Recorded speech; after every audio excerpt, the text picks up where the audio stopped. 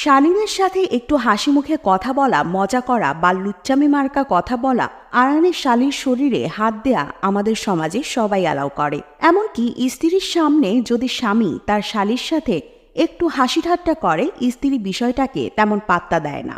আবার দেবররা যদি ভাবির সাথে আকার ইঙ্গিতে লুচ্চামি করে, হাসি ঠাট্টা করে, তাহলে ভাবিরাও এটা হাসির ছলে উড়িয়ে দেয়, কেউ কিছু মনে করে না।